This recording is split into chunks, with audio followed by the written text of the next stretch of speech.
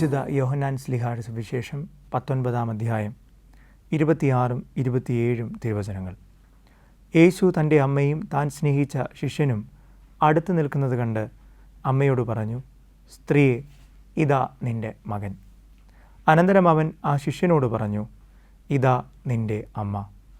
അപ്പോൾ മുതൽ ആ ശിഷ്യൻ അവളെ സ്വന്തം ഭവനത്തിൽ സ്വീകരിച്ചു. ത്രിയേക ദൈവത്തിൻ്റെ വലിയ തിരുനാമത്തിന് മഹത്വമുണ്ടായിരിക്കട്ടെ.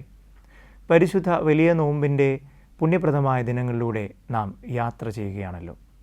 പുണ്യത്തിൽ ആഴപ്പെടുവാനും പുണ്യം അഭ്യസിക്കുവാനും തിരുസഭാ മാതാവ് നമ്മെ പഠിപ്പിക്കുന്ന ദിനങ്ങളാണ് വിശുദ്ധ നോമ്പിൻ്റെ ഈ ദിനങ്ങൾ.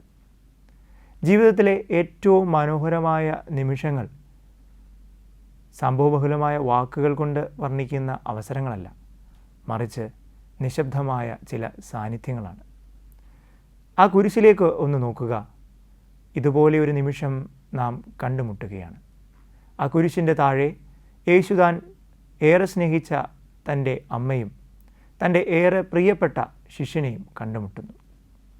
ആ കുരിശിൻ്റെ താഴേക്ക് നോക്കുമ്പോൾ അവിടെ നിൽക്കുന്നവർ മരണത്തോളം മല്ലടിക്കുന്ന ഒരു ദൈവപുത്രനെ അവരുടെ മുൻപിൽ കണ്ടുമുട്ടുകയാണ്. മരണത്തോളം മല്ലടിക്കുന്ന ദുഃഖത്തിൻ്റെ ഈ ആഴമായ ഗർത്തത്തിലും ആ ദൈവപുത്രൻ തൻ്റെ അമ്മയെ തനിയെ വിടുന്നില്ല, മറിച്ച് താൻ ഏറെ സ്നേഹിക്കുന്ന ശിഷ്യൻ്റെ കൈകളിലേക്ക് അവളെ ഏൽപ്പിച്ചുകൊണ്ട് പറയുന്നു, ഇതാ നിൻ്റെ അമ്മ. അനുദിന ജീവിതത്തിലെ ഒരു നേർക്കാഴ്ചയാണിത്. രാത്രിയിൽ വൈകി വരുന്ന മകനെ കാത്തിരിക്കുന്ന അമ്മ. ആ അമ്മ ഏറെ പ്രതീക്ഷയോടെ കാത്തിരിക്കുകയാണ് അവൻ്റെ മടങ്ങിവരവിനായി. ഇതാ ഇവിടെ കുരിശിൻ്റെ താഴെ ക്രിസ്തുവിനെ ഉറ്റുനോക്കിക്കൊണ്ടിരിക്കുന്ന പരിശുദ്ധ മറിയവും കാത്തിരിക്കുകയാണ് തൻ്റെ മകൻ്റെ ജീവന് വേണ്ടി. പക്ഷേ ആ അമ്മ ആ വലിയ ദുരിതത്തിൻ്റെ നിമിഷത്തിലും ദുരന്തത്തിലും ആടി ഉലയുന്നില്ല. ദൈവമായ കർത്താവിൽ ആഴമുള്ള ഒരു വിശ്വാസം അർപ്പിക്കുന്നു. ഇനിയും കുരിശിൻ്റെ താഴെ നിന്ന് ഓടിപ്പോയ ഒരു ശിഷ്യനെയാണ് നാം കണ്ടുമുട്ടുന്നത്. യേശുവിൻ്റെ പീഡാസഹനങ്ങളിൽ പങ്കുകൊള്ളുവാൻ ആദ്യം മടി കാണിച്ച വിശുദ്ധ യോഹന്നാൻ. എന്നാൽ ഇപ്പോൾ നോക്കുമ്പോൾ കുരിശിൻ്റെ താഴെ ആ യോഹന്നാനെ നാം കണ്ടെത്തുന്നു. യേശുനാഥൻ അവനെ ശകാരിക്കുന്നില്ല, എന്നാൽ പരിശുദ്ധ മറിയത്തെ ഏൽപ്പിക്കുകയാണ്, ഇതാ നിൻ്റെ മകൻ. വിശുദ്ധനായ ഡോൺ ബോസ്കോ ഒരിക്കൽ മോഷ്ടാവായ ഒരു കൊച്ചുകുട്ടിയെ കണ്ടുമുട്ടി. ഡോൺ ബോസ്കോ ആ പൈതലിനെ ശകാരിക്കുന്നില്ല, മറിച്ച് തൻ്റെ കൈവശമുണ്ടായിരുന്ന റൊട്ടി കഷ്ണം വെച്ച് നീട്ടിക്കൊണ്ട് പറഞ്ഞു, മടങ്ങി വരിക, ഞാൻ നിന്നെ സ്നേഹിക്കുന്നു.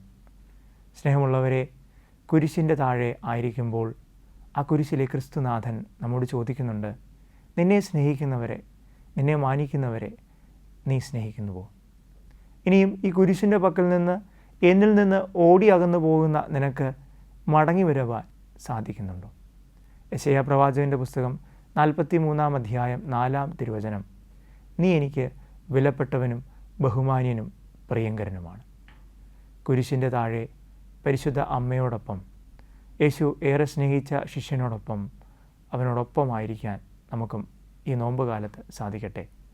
കുരിശിൻ്റെ ചാരയായിരിക്കുമ്പോൾ അവിലായിലെ അമ്മ ത്രേസ്യ പറയുന്നു, നീ കുരിശിനോട് ചേർന്നിരിക്കുമ്പോൾ ദൈവത്തോട് ചേർന്നിരിക്കുന്നു. കുരിശിനോട് ചേർന്നിരിക്കുന്ന ഈ നിമിഷങ്ങളിൽ ആ അമ്മയുടെ കൈകൾ പിടിച്ച്, ആ അമ്മയുടെ വിശ്വാസത്തിൻ്റെ കണ്ണുകളിലൂടെ ക്രിസ്തുവിനെ ദർശിക്കുവാൻ വേണ്ടി നമുക്കും പ്രാർത്ഥിക്കാം. അതിന് പുണ്യപ്രദമായ ഈ വിശുദ്ധ നോമ്പ് നമ്മെ പ്രാപ്തരാക്കട്ടെ.